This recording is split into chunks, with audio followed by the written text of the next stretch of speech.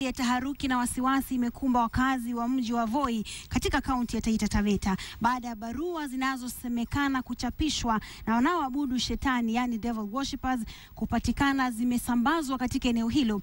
Barua hizo ni mwito wa mkutano wa jamaa ambao wanajiita wafuasi wa shetani walioitisha mkutano msituni ili kupinga kazi ya Injili katika eneo hilo.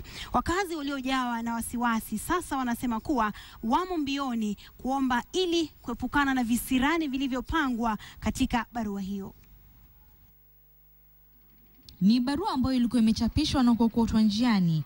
Barua ambayo yadaiwa ni mwaliko wa mkutano wa wafuasi wa shetani, yani pepo, na mkutano huo ulikuwa ufanyike msituni ili kuchana moyo kufanya kazi. Barua yasema kazi ya shetani Voi imepungua. Ajenda ya walioalikwa kulingana na barua hiyo ni kuvuruga shughuli za maombi huko Voi, kukomesha mvua, kuondoa utajiri na hasa kusambaratisha maisha ya wakazi, hasa waumini wa dini. Ni barua inayodaiwa kutoka kuzimu na imewatia wengi tumbo joto mjini Voi. Sisi tumeshangaa, tunafaa kuanza kuomba.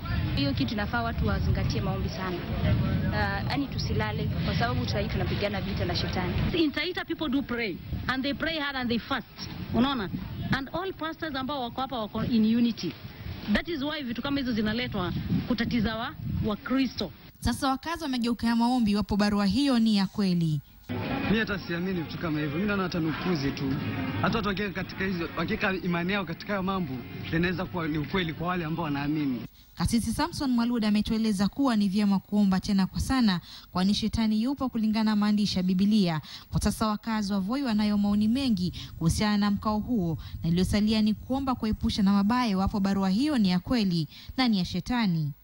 Agnes Penda, KTN leo.